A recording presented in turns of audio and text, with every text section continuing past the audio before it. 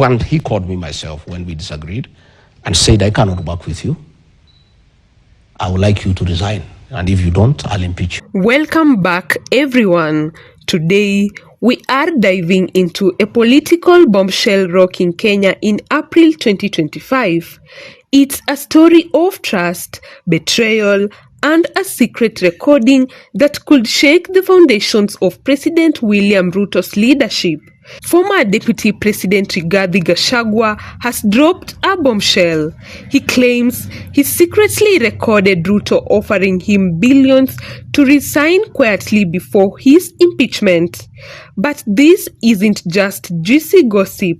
It's a ticking time bombshell with massive stakes for Ruto's 2027 re-election. Kenya's foreign policy, the international community, and Ruto's credibility as a leader. Buckle up, because this is about to get wild. He hounded me out of office, despite having promised the people of Kenya that he will never humiliate his deputy. Let's set the stage. Rigathi Gachagua was Ruto's right-hand man, his deputy, and a key player in getting him elected in 2022. They were a power duo until they weren't. So nikamwambia hii haiwezekani. Na kama ni kuwa one term ni sawa. By late 2024, Gachagua was impeached, kicked out of office, and turned into Ruto's biggest critique. Fast forward to April 2025, and Gachagua drops this bombshell on live television.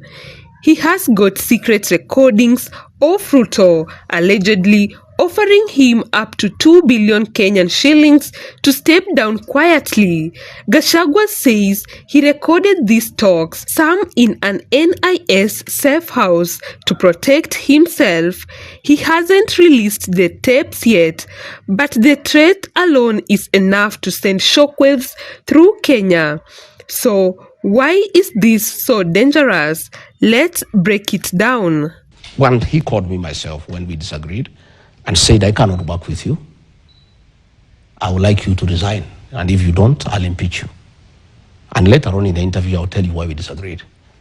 And he said, instead of you going home empty-handed, and since you assisted me, I would like you to go with your retirement package, and I can get you some money to get you started off. I recorded that conversation, giving me that offer from the president. I have that record. Okay? So the following day was... First up, Ruto's 2027 re-election. This recording could be a game changer, and not in a good way for the president. Ruto's already facing a tough road ahead. The Mount Kenya region, a vote-rich bloc that Gachagua helped deliver in 2022, has turned against him since the impeachment. Gachagua has been rallying his base, promising to unite opposition forces to kick Ruto out. Now imagine if he releases these tapes, audio of Ruto allegedly trying to bribe his deputy to avoid a political fight. That's not just scandalous, it's political dynamite. I want to give my commitment and that of my team and our supporters, and there are many, they are in millions, that we are part of this team, and we'll walk this journey together to liberate this country. And we shall make whatever sacrifices necessary to make sure that William Ruto is a one-term president. Think about it. Voters hate corruption, and Kenya's Gen Z and middle class are already fed up with broken promises. If this recording proves Ruto tried to buy his way out of a problem, it could tank his credibility with swing voters. His allies are out there campaigning hard, saying he will sail to a second term. But this could flip the script. That information.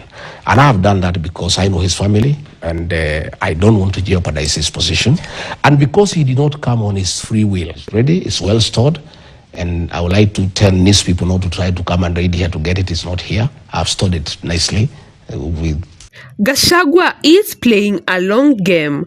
keeping the tapes under wraps for now, waiting for the perfect moment to drop them, maybe closer to 2027. If he does, Ruto's campaign could go from smooth sailing to sinking ship overnight. So it is very hypocritical and dishonest for President William Ruto to claim that MPs disobeyed him. Now, let's zoom out to the global stage. Kenya's foreign policy and the international community. Gachagua did not just stop at the bribe claim. He has accused Ruto of some seriously wild stuff, meddling in Sudan's conflict, laundering gold with rebel leaders like Hemedti, and even causing up to Kosovo's president for shady business deals. Only for me to come and realize later that the president and the president of Kosovo are having a business deal in Mombasa, over a hotel in Mombasa. If these recordings back up even a fraction of that, it's a disaster for Kenya's reputation. Here is why. Ruto has been positioning Kenya as a regional powerhouse, peacemaker in the Horn of Africa, host for AFCON 2027, and a buddy to Western nations like the US and EU. But if the world hears Ruto on tape admitting to dirty deals or foreign interference, that trust evaporates. His appetite for commercial ventures. He's putting the country in an embarrassing diplomatic position and is endangering peace and security within the region. Imagine the headlines: Kenyan president caught in corruption scandal. The UN, AU, and foreign investors might start talking hard questions. Sanctions could be on the table. And these are things I raise with the president because... And Kenya's foreign policy, already shaky with neighbors like Serbia and Russia over Kosovo ties, could take a massive hit. Ruto's dream of being a global player, it might turn into an international nightmare. He had, in a very calculated manner, having a purge on my people. And I started now fighting back. Ruto has built his brand as a hustler turned leader, a man of the people who fights corruption and delivers results.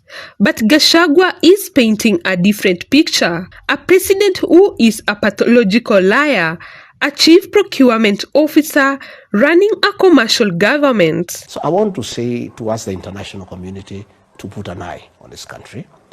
We are not going to have peace and security in this region unless the reigning on the impunity of William Ruto and his appetite for commercial ventures in the region because of his... And Gachagua is not alone.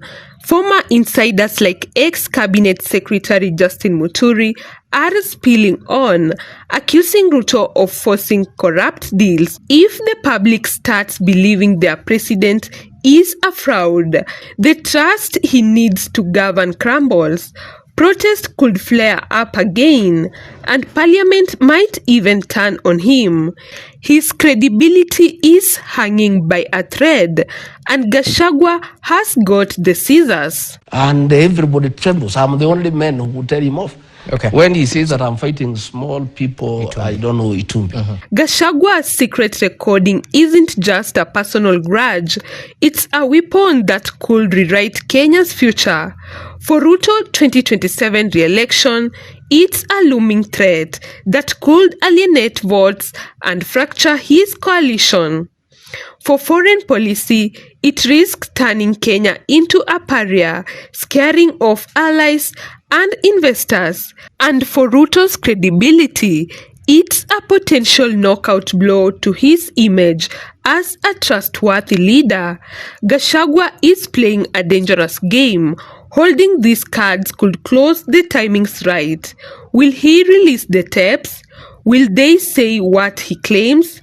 We don't know yet, but the mere existence of this secret is already shaking things up. Newsroom, Maisha TV. My name is Joy Madoya.